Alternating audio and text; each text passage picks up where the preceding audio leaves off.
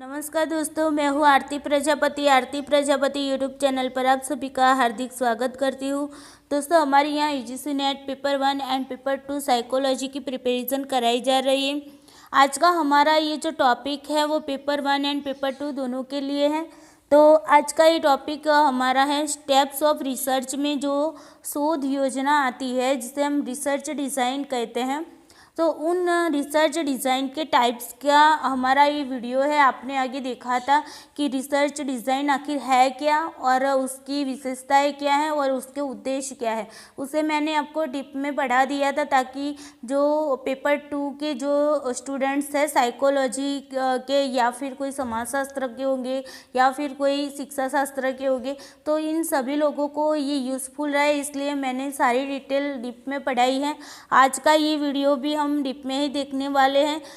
जो research design है उसे हम पूरा का पूरा जो उसका जो टॉपिक है वो हम डिप में देखने वाले हैं। ओके दोस्तों, तो चलिए टॉपिक पर चलने से पहले आप सभी से रिक्वेस्ट है, अगर मेरे वीडियो आपको अच्छे लगते हैं तो इसे लाइक कर दीजिएगा, अपने दोस्तों के साथ शेयर कर दीजिएगा और इस चैनल पर अगर आप नए हैं तो इसे सब्सक्राइब कर लीजिएगा ताकि इस पर जो भी नोटिफिकेशन आती है वो सबसे पहले आपको मिल जाए। चलिए दोस्तों, देखते हैं आज की क्लास की ओर चलते हैं। तो देखिए दोस्तों, शोध अभिकल्प को क्या बोला जाता है, तो रिसर्च डिज़ाइन बोला जाता है। वो मैंने आपको कल के वीडियो में बताया था। ओके, आज हम देखने वाले हैं कि जो शोध अभिकल्प है, जो रिसर्च डिज़ाइन है, उसके टाइप्स के बारे में देखने वाले, यानी कि उसके जो प्रकार हैं उनके बारे में थोड़ी सी इन्फॉर्मेशन लेंगे और कल से हर जो टाइप्स हैं उसे एक एक करके हम अच्छे से पढ़ने वाले हैं, डीप में पढ़ने वाले। ओके, तो चलिए बने रहे। मनोविज्ञान, शिक्षा शास्त्र, समाजशास्त्र में जितने भी शोध किए जाते हैं उन्हें दो प्रकारों में बांटा गया है। देखिए, जो भी सब्जेक्ट है जो विज्ञान के रिलेटेड है तो उन सभी सब्जेक्ट को दो भागों में बांटा जाता है, क्योंकि विज्ञान के साथ जुड़ा हुआ कोई भी अगर सब्जेक्ट होगा तो उसमें वैज्ञानिक पद्धतियों का उपयोग होने वाला है ना, तो उसी के आधार पर यहाँ पर दो भागों में उसे बांटा जाता है। तो उसमें सबसे पहला है प्रयोगात्मक शोध जिसे हम कहते हैं एक्सपेरिमेंटल रिसर्च, और दूसरा है अप्रयोगात्मक शोध जिसे हम कहते हैं नॉन एक्सपेरिमेंटल रिसर्च। ओके, ये दोनों टाइप्स हमें देखने को मिलते हैं। प्रयोगात्मक शोध में जिन शोध डिज़ाइन का प्रयोग किया जाता है उसे हम कहते हैं प्रयोगात्मक शोध डिज़ाइन, यानी कि एक्सपेरिमेंटल रिसर्च डिज़ाइन कहा जाता है। देखिए, सिंपल ही बात है कि प्रयोगात्मक शोध जहाँ पर होता है यानी कि एक्सपेरिमेंटल रिसर्च कहाँ पर होगा, तो प्रयोगशाला में होगा, है ना।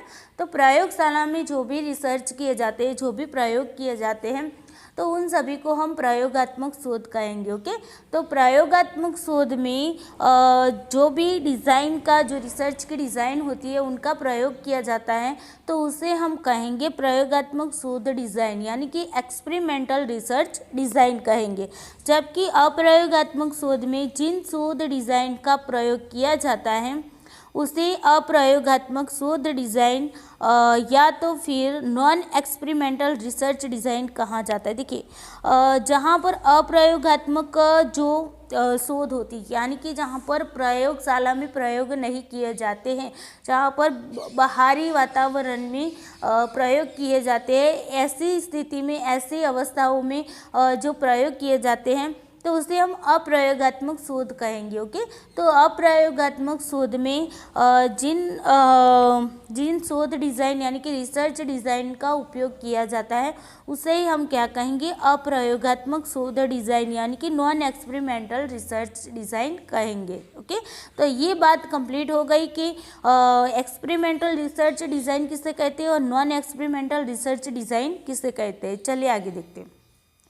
अब देखते हैं दोस्तों कि शोध डिज़ाइन चाहे प्रयोगात्मक हो यानी कि एक्सपेरिमेंटल हो या फिर अप्रयोगात्मक यानी कि नॉन एक्सपेरिमेंटल हो, उसकी व्याख्या करने के लिए शोध वैज्ञानिकों ने कुछ निश्चित संकेतों यानी कि सिंबल्स का वर्णन किया है। देखिए, ये जो रिसर्च डिज़ाइन है उसकी व्याख्या करने के लिए क्या किया है, जो रिसर्चर हैं, जो रिसर्च करने वाले जो वैज्ञानिक हैं, उन्होंने कुछ निश्चित संकेतों का वर्णन किया है। अब ये संकेत आप देखेंगे तो आपने कभी भी पीएचडी की एंट्रेंस टेस्ट दी होगी तो वहाँ पर भी ऐसे क्वेश्चन इसके रिलेटेड आते हैं। ओके, और कहीं कहीं जहाँ पर स्टेट लेवल पर जो सेट की एग्ज़ाम ली जाती है वहाँ पर भी आपके साइकोलॉजी सब्जेक्ट में ऐसे सिंबल दिए जाते हैं और आप सोच में पड़ जाते हैं यार ये क्या है ना।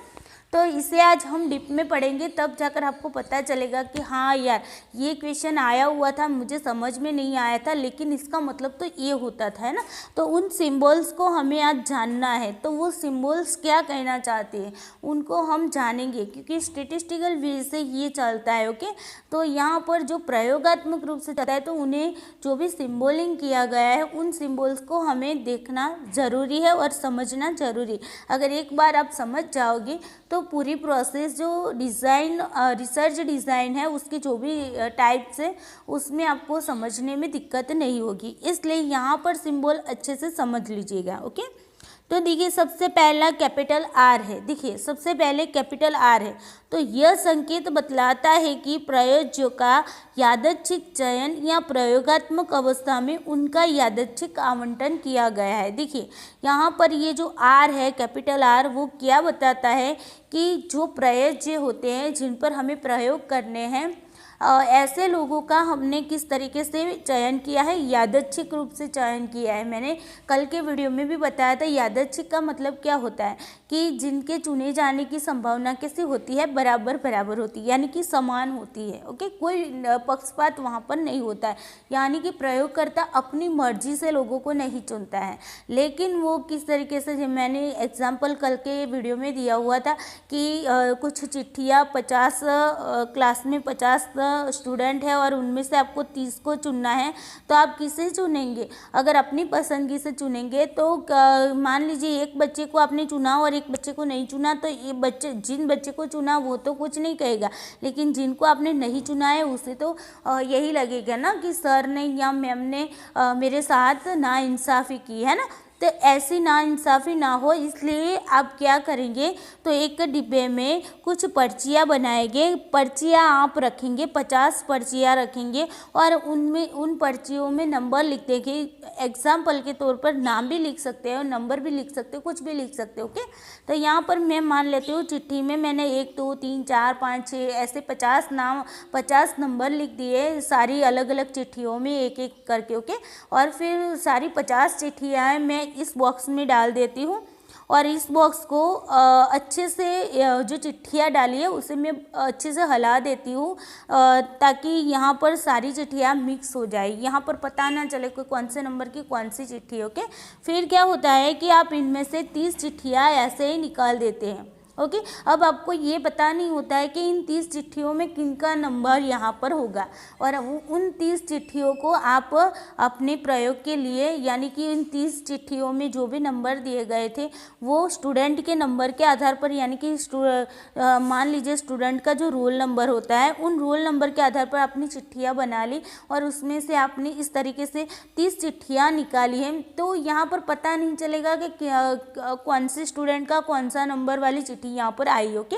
30 चिट्ठी आप जब खोलेंगे तब पता चलेगा। मान लीजिए आपको आपके हाथ में एक चिट्ठी आई 1 नंबर की आई है तो दूसरे आपके हाथ में 7 नंबर की आई। देखिए ये 1 नंबर वाली चिट्ठी 7 नंबर वाली चिट्ठी आपने खुद से तो वहाँ पर नहीं चुनी ना कि ये मुझे 1 नंबर वाली चिट्ठी चाहिए या 7 नंबर वाली चिट्ठी चाहिए। ऐसे ही आपने 30 चिट्ठियाँ बंधी थी और बंदी में आपने ले ली और उसके आधार पर आपने क्या किया, 30 लोगों का चयन किया। तो इसे ही हम कहते हैं यादृच्छिक। ओके, यानी कि उसे हम यादृच्छिक चयन कहते हैं, यानी कि रैंडमली सिलेक्शन। ओके, या तो फिर क्या करते हैं, प्रयोगात्मक अवस्था जो होती है हमें जहाँ पर जिस सिचुएशन में, जहाँ पर हमें जिस समूह पर जिस अवस्था में हमें रिसर्च करना है, प्रयोग करना है, उनका क्या करना है, यादृच्छिक आवंटन किया जाता है, यानी कि यादृच्छिक रूप से वहाँ पर उन लोगों को रखा जाता है। ओके, तो ये हमारा आर हमें बताता है कि ये यादृच्छिक रूप से चुना गया है या नहीं चुना गया। ओके,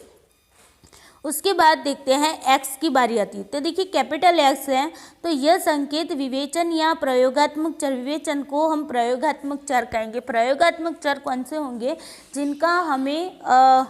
जिनका हमें क्या करना है, जिनकी इफ़ेक्ट हमें चेक करनी है और जिन पर जो इफ़ेक्ट होती है वो भी हमें चेक करनी। तो वैसे चर जो हम प्रयोग में यूज़ करने वाले हैं, ऐसे चरों को हम प्रयोगात्मक चर कहेंगे।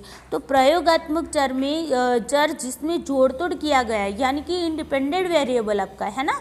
ये तो अब आपको अच्छे से याद रह गया होगा अगर आपने सारे वीडियोस देखे होंगे। तो मैं हर बार बताती हूँ इंडिपेंडेंट वेरिएबल्स कि जिनकी इफ़ेक्ट किस पर होती है, डिपेंडेंट वेरिएबल पर होती है। तो ये इंडिपेंडेंट वेरिएबल है वो हमारे कैसे चर हैं, वो प्रयोगात्मक चर है जिसमें हम क्या करते हैं, जोड़ तोड़ करते हैं ना, इसे बढ़ाते हैं घटाते हैं। मान लीजिए अल्कोहल की टाइपिंग पर क्या असर होती है, व्यक्ति जब टाइपिंग करने बैठता है तो उस पर क्या इफ़ेक्ट होती है। तो अल्कोहल है वो क्या है, हमारा इंडिपेंडेंट वेरिएबल तो है। तो हम मान लीजिए कि हम पहले उसे थोड़ा सा 5 ml अल्कोहल देते हैं, ओके, और फिर उसकी टाइपिंग की क्षमता चेक करते हैं। उसके बाद हम थोड़े टाइम के बाद हम 10 ml अल्कोहल देते हैं और उसके बाद हम चेक करते हैं कि उसके टाइपिंग की क्षमता में कितना बढ़ावा हुआ या उसमें कमी आई है ना। तो ये क्या हुआ, ये हमने जोड़ तोड़ तो की है ना। तो इंडिपेंडेंट वेरिएबल पर जो हम जोड़ तोड़ करते हैं उसे ये बतलाता है, कौन बतलाता है, एक्स बतलाता है, ओके। जब कई विवेचनों की तुलना की जाती है, यानी कि मान लीजिए कि आपके रिसर्च में, आपके प्रयोग में एक वेरिएबल इंडिपेंडेंट वेरिएबल नहीं है लेकिन एक से ज़्यादा है। तो मान लीजिए आपके प्रयोग में 3 इंडिपेंडेंट वेरिएबल है, ओके, कितने, 3 इंडिपेंडेंट वेरिएबल है। तो अब इन तीनों के बीच में जो तुलना की जाती है तो उसे अगर आपको दिखलाना है, दर्शाना है, तो किस तरीके से दर्शाएंगे, तो x1 x2 x3, ओके, जितने भी वेरिएबल्स आपके इंडिपेंडेंट वेरिएबल होंगे उनको इस तरीके से आप दर्शाएंगे। अगर आपके इंडिपेंडेंट वेरिएबल 4 है तो आप x4 तक ले जाएंगे, ओके। इस तरीके से आप इसका सिम्बोलिंग करते हैं, ओके। तो ये x है वो क्या दर्शाता है, वो हमारा इंडिपेंडेंट वेरिएबल जो है जिसमें हम जोड़ तोड़ करने वाले हैं उसको दर्शाता है, ओके। उसके बाद देखते हैं कि ओ की बारी आती है। तो देखिए कैपिटल ओ है, ओके। तो यह संकेत प्रेक्षण का मतलब क्या होगा, ऑब्जर्वेशन, क्या होगा, ऑब्जर्वेशन, ओके। तो ऑब्जर्वेशन जो होगा वो उस ऑब्जर्वेशन या फिर मापन, ओके, या फिर परीक्षण टेस्टिंग, मापन का मतलब होगा मेजरमेंट। तो ऑब्जर्वेशन या फिर मेजरमेंट, ओके, मेजरमेंट या फिर टेस्ट, ओके, तो इनका प्रयोग किया जाता है, उससे बतलाता है। तो देखिए आपने जो भी ऑब्जर्वेशन किया है या फिर जिसका भी मेज़रमेंट किया है या फिर जिसकी भी टेस्टिंग की है, उन बातों को कौन दर्शाता है, तो ओ दर्शाता है, ओके। तो ओ अकेला कैपिटल ओ अगर आपको दिया हो तो आपको इसी संकेत से जानना होगा कि ये क्या कहना चाहते कि इतनी ऑब्जर्वेशन है या फिर इतनी मेजरमेंट इस पर किए गए या फिर इस पर इतने टेस्ट लिए गए, ये बात ये ओ दर्शाता है, ओके। तो जहाँ ओ की संख्या 1 से ज़्यादा होती है वहाँ पर क्या होता है, O1 O2 इस तरीके से लिखा जाता है, ओके, O3 O4 जितने भी आपने ऑब्जर्वेशन किए। मान लीजिए किसी प्रयोग में आपको यहाँ पर मैंने अल्कोहल वाला ही एग्जाम्पल लिया था, तो ले लेते हैं यहाँ पर अल्कोहल की इफ़ेक्ट आपको टाइपिंग पर कैसे पड़ रही है उसे आपको देखना है। तो आप क्या करेंगे, तो सबसे पहले आप अल्कोहल दिए बिना ही ऐसे ही पहले सबसे पहला नॉर्मल जब प्रयोग जो होते हैं जो जिस पर हम प्रयोग कर रहे हैं उन लोगों का हम चयन करके उनकी सबसे पहले क्या कर देते हैं, उनकी जो नॉर्मल कंडीशन है, नॉर्मल कंडीशन में उनकी टाइपिंग हम देख लेते हैं, ओके। तो यहाँ पर हम उसकी टाइपिंग की स्पीड लिख देते हैं, उसका टाइम लिख देते हैं, ओके। ये सारी वगैरह बातें हम लिख देते हैं। उसके बाद हम क्या करते हैं, उसके बाद हम अल्कोहल देते हैं और अल्कोहल देने के बाद उसकी टाइपिंग की क्षमता चेक करते हैं। ओके, तो हमने ये एक ऑब्जर्वेशन किया, ये दूसरा ऑब्जर्वेशन किया। फिर से हम क्या करेंगे, नॉर्मली हम उनको अल्कोहल दिए बिना ही फिर से हम टाइपिंग की उसकी स्पीड चेक करेंगे। तो ये हमारा तीसरा ऑब्जर्वेशन हो गया। तो इस तरीके से हम जितने भी ऑब्जर्वेशन करते हैं उतने ऑब्जर्वेशन को O1 O2 मान लीजिए 3 ऑब्जर्वेशन किए तो आप O1 O2 O3 इस तरीके से लिख सकते हैं। ओके, तो ये थी हमारी जो रिसर्च डिज़ाइन में जो कुछ संकेतों का उपयोग किया जाता है उनके बारे में मैंने आपको बता दिया। ओके, चलिए आगे देखते हैं। अब देखिए, जब किसी डिज़ाइन की एक ही कतार में X तथा O दोनों ही लिखे गए हों तो इससे यह समझा जाता है कि दोनों ही एक व्यक्ति पर क्रियान्वयन किए गए हैं। देखिए, कुछ बातें ऐसी होती है जो जब आप टीचिंग एप्टीट्यूड नहीं लेकिन कम्युनिकेशन का जब पार्ट पढ़ेंगे ना पेपर 1 में, तो वहाँ पर आता है कोडिंग करना, है ना। आपने रीजनिंग में भी देखा होगा कोडिंग डिकोडिंग किया जाता है। तो कोडिंग डिकोडिंग का मतलब क्या होता है, मान लीजिए कि कोई व्यक्ति है, ओके, वो हॉस्पिटल जाता है तो डॉक्टर उसे एक चिट्ठी में दवाइयाँ लिख कर देता है। अब देखिए, दवाइयों का नाम ऐसे डॉक्टर ने लिखा होता है ना, तो हम खुद पढ़ नहीं पाते कि डॉक्टर ने क्या लिखा है, कौन सी लैंग्वेज में लिखा है। लिखा तो होता है उन्होंने इंग्लिश में ही, है ना, लेकिन हमें पता नहीं चलता कि ये क्या लिखा है। तो ये क्या हुआ, उन्होंने अपने कोड में उसे लिखा है। अब यही राइटिंग हम नहीं समझ पाते, लेकिन वहाँ पर बाहर जो मेडिकल की दुकान होती है ना, तो वहाँ पर आप जाएंगे और मेडिकल वाले को ये पर्ची दे देंगे तो मेडिकल वाला सही सही दवाई आपको वहाँ पर दे देता है। कैसे, हम नहीं पहचान पाए उन अक्षरों को, लेकिन वो मेडिकल वाला पहचान पाया। क्यों? क्योंकि ये कोडिंग भाषा है ना, तो डॉक्टर और मेडिकल वाले के बीच में ही रहती है, तो हम लोग नहीं जान पाते कि इसका मतलब ये क्या क्या लिखा है ना। तो इसी तरीके से यहाँ पर भी ऐसा ही होता है। जब रिसर्च डिज़ाइन होती है तो उसको जब सिंबल के आधार पर लिखा जाता है तो इसी तरीके से लिखा जाता है, शॉर्ट में लिखा जाता है, तो किसी अदर व्यक्ति को नहीं पता चलता है कि ये क्या लिखा है। ओके, हमें खुद को भी कभी कभी नहीं पता होता है ना, हम स्टडी करेंगे तभी हमें पता चलेगा कि इसका मतलब क्या होगा। तो चलिए, OX के बारे में हमने देखा, R के बारे में देखा। अब देखिए उसी के आधार पर यहाँ पर क्या कुछ कहना चाहते हैं। तो जब किसी डिज़ाइन के एक ही कतार में, एक ही कतार का मतलब है यहाँ पर X है तो उसके बाद उसके तुरंत बाद ही O है, यानी कि एक ही लाइन में, ओके, एक ही रो में, क्या है, एक ही रो में X और O दोनों ही लिखे गए हो तो इससे यह समझा जाता है कि ये दोनों एक ही व्यक्ति पर क्रियान्वयन किए गए हैं। यानी कि जब आप प्रयोग करते हैं और एक ही पर्सन पर आप प्रयोग करते हैं या फिर कोई एक ही जूथ पर आप, एक ही समूह पर आप प्रयोग करते हैं, तब जाकर कैसे दर्शाया जाता है, तो OX के रूप में XO के रूप में दर्शाया जाता है, यानी कि एक ही लाइन में दोनों को दर्शाया जाता है। ओके, इस तरीके का अगर आपको सिंबल पूछा जाए कि ये क्या दर्शाता है, तो आपको ये दर्शाता है कि ये जो प्रयोग है वो एक ही व्यक्ति पर या एक ही समूह पर क्रियान्वयन किया गया है। ओके, चलिए आगे देखते हैं। इसका मतलब आपको पता चल गया होगा, मैं यहाँ पर फिर से लिख देती हूँ। ओके, चलिए। ओके, अब देखिए, जब X तथा O एक दूसरे की बाईं या दाईं दिशा में लिखे गए हों तो इससे कालिक क्रम का पता चलता है। देखिए ये किस तरीके से लिखा होगा, तो यहाँ पर हमने O1 का मतलब क्या होगा, आपने ऑब्जर्वेशन किया, ओके, या तो फिर आपने मेज़रमेंट किया या फिर आपने क्या किया, टेस्टिंग की। तो पहली बार में आपने ये क्या किया, ऑब्जर्वेशन किया, उसके बाद आपका ये X बन जाता है। ओके, तो X का मतलब आपने क्या देखा था, तो X का मतलब यहाँ, तो हम यहाँ पर देख लेते हैं कि X का मतलब हमने क्या देखा था। तो X का मतलब क्या था कि जो हमारे इंडिपेंडेंट वेरिएबल है उनमें हम जोड़ तोड़ करते हैं। ओके, यानी कि उसे बढ़ाते हैं या फिर घटाते हैं। तो हमने सबसे पहले ऑब्जर्वेशन किया, उसके बाद क्या किया, हमने जो भी इंडिपेंडेंट हमारा वेरिएबल था उसमें जोड़ा या तो फिर कुछ तोड़ा, यानी कि जोड़ तोड़ किया उसमें, और उसके बाद हमने फिर से ऑब्जर्वेशन किया। ओके, तो ये कंडीशन बन गई हमारी दूसरी कंडीशन। अब ये क्या बताती है, तो ये हमें कालिक क्रम का पता चलती है, यहाँ से हमें कालिक क्रम का पता चलता है। यानी कि सबसे पहले हम ऑब्जर्वेशन करते हैं, उसके बाद हम क्या करते हैं, इंडिपेंडेंट वेरिएबल में क्या करते हैं, प्रयोगात्मक जो चर होते हैं उन एक्सपेरिमेंटल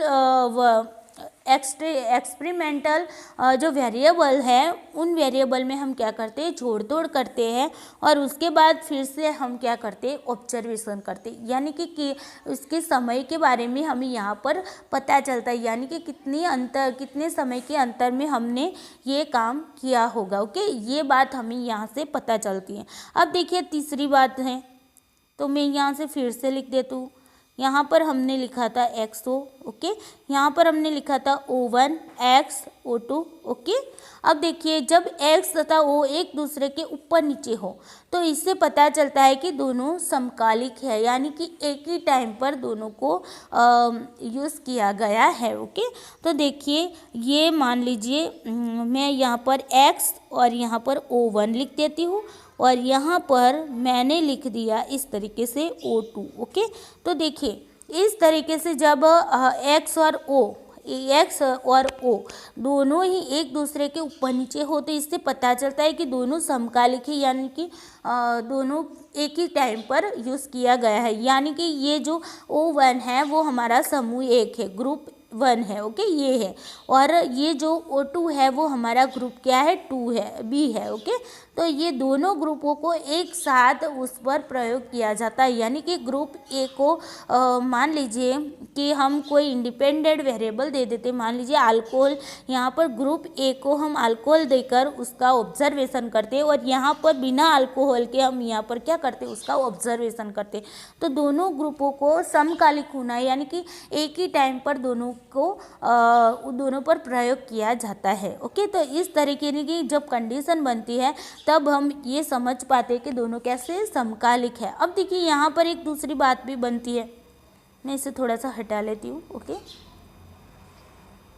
चले, अब देखिए अभी मैंने आपको बताया XO1 और नीचे आपको दिया था O2। ओके, अब देखिए यही कंडीशन अगर इस तरीके से दिखाई गई हो XO1, ये तो सही है। ओके, और इस तरीके से ये टूटक रेखा जो आपको दिख रही है, ऐसी टूटी रेखा आपको दी जाए और यहाँ पर O2 लिखा हो तो इसका मतलब क्या होगा। देखिए यहाँ से क्वेश्चन इसी तरीके से पूछे जाएंगे, आपको इस तरीके से दिया जाएगा और बताया जाएगा कि इसका मतलब बताइए, तो आपको इसका मतलब बताना होगा। ओके, तो देखिए ये क्या कह रहा है, यहाँ पर दोनों एक ही साथ प्रयोग किए जाते हैं ना, दो ग्रुप है और दोनों ग्रुपों पर एक ही टाइम पे क्या जाता है, प्रयोग किया जाता है। ओके, एक में इंडिपेंडेंट वेरिएबल दिया जाता है, दूसरा कैसा, ये जो है हमारा प्रयोगात्मक समूह होगा और ये जो हमारा होगा वो नियंत्रित समूह होगा। कि नियंत्रित समूह में क्या होगा, कोई इंडिपेंडेंट वेरिएबल नहीं दिया जाएगा,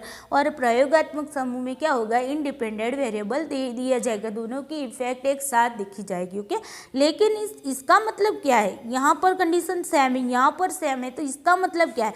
तो दोस्तों देखिए यहाँ पर ये कहता है कि अगर आपको टूटी रेखा ना दी हुई हो और इसी तरीके से सीधी रेखा दी हुई हो तो आपको यहाँ पर ये मानना होगा कि यहाँ पर जो भी प्रयोज्यों का चयन हुआ है वो कैसा हुआ है, रैंडमली सिस्टम से हुआ है, यानी कि रैंडमली सिलेक्शन हुआ है, यादृच्छिक रूप से यहाँ पर चयन किया गया है और उसकी जो विभिन्न परिस्थितियां है, अवस्था है, उन अवस्थाओं को भी यादृच्छिक रूप से उसका आवंटन किया गया है। और यहाँ पर ऐसा मतलब होगा कि यादृच्छिक रूप से यहाँ पर चयन नहीं किया गया। ओके, तो इसका मतलब यही होता है, टूटी रेखा का मतलब यही होता है। ओके, यहाँ पर जो पूरी सीधी रेखा दी होती है तो उसका मतलब ये होता है कि यादृच्छिक रूप से आपने प्रयोज्यों को लिया है, यानी कि उनका चयन किया है। ओके, तो ये थी ये तीन सिंबल वाली बात थी, और किस तरीके से कौन सी बात क्या कहा जाता है उसके बारे में मैंने आपको यहाँ पर बता दिया। चलिए, संकेतों की समानांतर कतार जब टूटी रेखा से अलग नहीं किए गए हो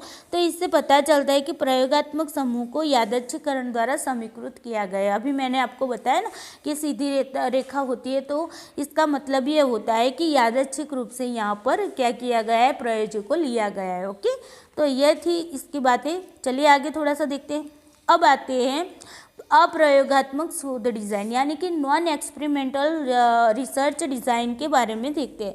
तो नॉन एक्सपेरिमेंटल रिसर्च डिज़ाइन जो है उनके प्रकार के बारे में थोड़ा सा डिटेल ले लेते हैं, लेकिन डिटेल्स में हम हर एक को एक एक करके एक एक वीडियो में देखने वाले। ओके, तो चलिए देखते हैं। अप्रयोगात्मक शोध डिज़ाइन प्रयोज्य का यादृच्छिक चयन और विभिन्न प्रयोगात्मक अवस्था में यादृच्छिक आवंटन नहीं हो पाता है। देखिए, प्रयोगात्मक शोध डिजाइन और अप्रयोगात्मक शोध डिजाइन ये दोनों शोध डिजाइन है ना। तो इन दोनों शोध डिजाइन के जो प्रकार हैं उनमें डिफरेंस सिर्फ यही है कि जो अप्रयोगात्मक शोध डिजाइन है यानी कि नॉन एक्सपेरिमेंटल रिसर्च डिजाइन है, उसमें क्या होता है कि उसमें रैंडमली सिलेक्शन नहीं किया जाता या तो फिर रैंडमली असाइनमेंट भी नहीं किया जाता। ओके, यानी कि यादृच्छिक आवंटन भी नहीं किया जाता है। तो उसके थोड़े से प्रकार है, तो उनके बारे में ये देखिए, नॉन एक्सपेरिमेंटल रिसर्च डिज़ाइन है उसके भी कुछ प्रकार है, इसके बारे में थोड़ा सा देख लेते हैं। तो प्राक प्रयोगात्मक डिज़ाइन जिसे हम कहते हैं प्री एक्सपेरिमेंटल डिज़ाइन, प्रायोगिक कल्प डिज़ाइन जिसे हम कहते हैं क्वासी एक्सपेरिमेंटल डिज़ाइन। देखिए, यहाँ से ही क्वेश्चन आते हैं, यहाँ से ही अंदर डीप में से ही क्वेश्चन आते हैं साइकोलॉजी में। ओके, तो इसे अच्छे से हम एक एक वीडियो में इसीलिए पढ़ाने वाले, छोटे छोटे वीडियो होंगे लेकिन आप अच्छे से पढ़ पाओ, इसीलिए मैं उसे अलग अलग वीडियो में देने वाली हूँ। ओके, चलिए, सहसंबंधात्मक डिज़ाइन जिसे हम कहते हैं को रिलेशन डिज़ाइन।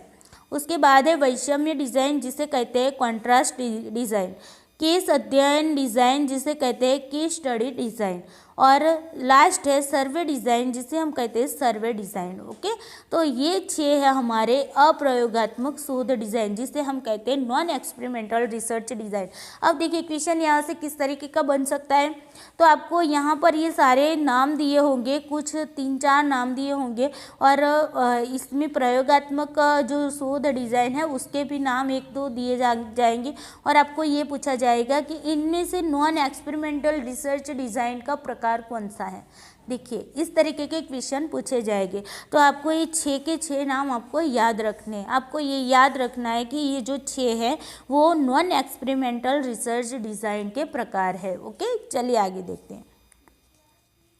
अब आते हैं प्रयोगात्मक शोध डिज़ाइन जिसे कहते हैं एक्सपेरिमेंटल रिसर्च डिज़ाइन। ओके, तो प्रयोगात्मक डिज़ाइन से तात्पर्य उन प्रविधियों से होता है जिनके सहारे प्रयोगकर्ता क्या करता है, आईवी में जोड़ तोड़ करता है। आईवी का मतलब है इंडिपेंडेंट वेरिएबल में वो क्या करता है, जोड़ तोड़ करता है।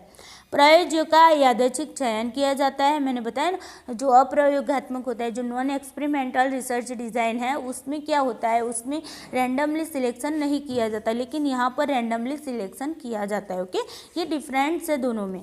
विभिन्न प्रयोगात्मक अवस्थाओं में इसका क्या किया जाता है, यादृच्छिक आवंटन किया जाता है, यानी कि रैंडमली असाइनमेंट यहाँ पर किया जाता है। ओके, चलिए, अब जो है प्रयोगात्मक शोध है, जो एक्सपेरिमेंटल रिसर्च डिज़ाइन है उसके प्रकार देख लेते हैं, तब जाकर आपको देखिए ये एक्सपेरिमेंटल रिसर्च डिज़ाइन के प्रकार भी आपको याद रखने और नॉन एक्सपेरिमेंटल रिसर्च के डिज़ाइन भी आपको के प्रकार भी आपको याद रखने हैं, ताकि कहीं भी क्वेश्चन में उन प्रकारों को दिया जाए और आपको पूछा जाए कि इनमें से नॉन एक्सपेरिमेंटल रिसर्च के प्रकार कौन से हैं, या तो फिर इस तरीके के क्वेश्चन पूछा जाए कि एक्सपेरिमेंटल रिसर्च डिज़ाइन के प्रकार इनमें से कौन है। ओके, तो आपने अगर प्रकार याद रखे होंगे तो आपको इजीली क्वेश्चन आ जाएगा। ओके, चलिए देखते हैं। सिर्फ यादृच्छिक पोस्ट टेस्ट नियंत्रित समूह डिज़ाइन।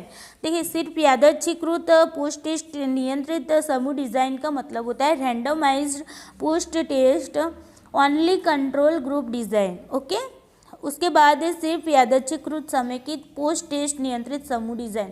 इसका मतलब होता है randomised matched post test only control group design. Okay, उसके बाद है प्री टेस्ट पोस्ट टेस्ट नियंत्रित समूह डिज़ाइन, जिसे हम कहेंगे pre test post test control group design. Okay, यादृच्छिकृत एक मार्गीय एनोवा डिज़ाइन, जिसे हम क्या कहेंगे, randomize one way ANOVA design. Okay, एक मार्गीय एनोवा, एक मार्गीय को क्या कहते हैं, वन वे कहते हैं। ओके, यादृच्छिकृत ब्लॉक्ड एक मार्गीय एनोवा डिज़ाइन, तो क्या कहेंगे, randomise blocked one way ANOVA design. उसके बाद है यादृच्छिक कारक गुणित डिज़ाइन, यानी कि रैंडमाइज्ड फैक्टोरियल डिज़ाइन। ओके, इसके रिलेटेड भी क्वेश्चन आते हैं। ओके, फैक्टोरियल डिज़ाइन के बारे में भी क्वेश्चन आते हैं। तो यहाँ पर रैंडमाइज का बात अभी हो रहा है, यानी कि प्रयोगात्मक शोध है तो उसमें रैंडमाइज ही होगा। ओके, सोलोमन 4 समूह डिज़ाइन, जिसे कहते हैं सोलोमन 4 ग्रुप डिज़ाइन। तो ये जो 7 हैं वो प्रयोगात्मक शोध यानी कि एक्सपेरिमेंटल रिसर्च डिज़ाइन के प्रकार हैं। आई होप आपको ये वीडियो में जो भी बताया गया है वो अच्छे से समझ में आया होगा। अगर आपको यहाँ पर कोई भी डाउट है तो आप कमेंट बॉक्स में कमेंट लिख सकते हैं। तो चलिए दोस्तों, आज का ये वीडियो कैसा लगा ज़रूर बताइएगा कमेंट बॉक्स में। और आज के लिए बस इतना ही। कल से हम स्टार्ट करेंगे, जो एक्सपेरिमेंटल रिसर्च डिज़ाइन है उनके प्रकार से स्टार्ट करेंगे। उसके बाद हम जाएंगे नॉन एक्सपेरिमेंटल रिसर्च के प्रकार की ओर। ओके, तो चलिए दोस्तों, आज के लिए इतना ही। Thank you so much.